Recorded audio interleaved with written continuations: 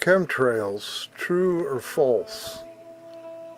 That is the question of the day, and I don't profess to have the answers, be they yes or no. I have never been able to get anyone to give me a definitive answer as to what or why or by whom would someone be dumping unknown chemicals into the atmosphere that we all have to breathe from.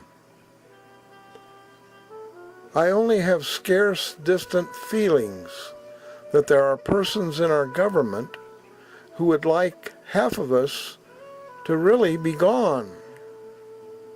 But they are distant feelings, without much in the way of solid evidence to confirm these feelings. Up until last week, I was a firm believer that it was hogwash, mixed with a generous portion of conspiracy theory. And using my logic, this is why I thought so. Number one, the atmosphere that allows us to have life on this earth encapsulates the entire planet and is about 10 miles thick, of which we can only breathe unassisted up to about 15,000 feet, or about 3 miles. A total atmosphere from sea level to space is about 10 miles.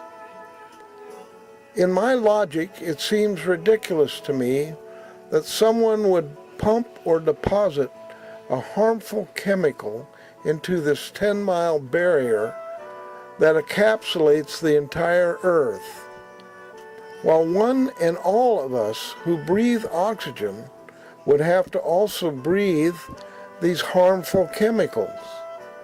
It logically makes no sense, because someone has to be able to gain from that dumping action. And I haven't seen anyone walking around wearing gas masks or oxygen masks as of this date. Almost everything on this earth and in our atmosphere stays on this earth, with the exception of being the man-made things like rockets and satellites and our man-made junk in outer space. Now, one thing I do believe is that the government, through the media, CBS, NBC, ABC, PBS, etc., etc., has a majority of the citizens in this country purposely paranoid and void of the ability to trust anyone or anything at 100%. That, I believe, is a plan, and it was started with the assassination of JFK, clear up to 9/11 and today.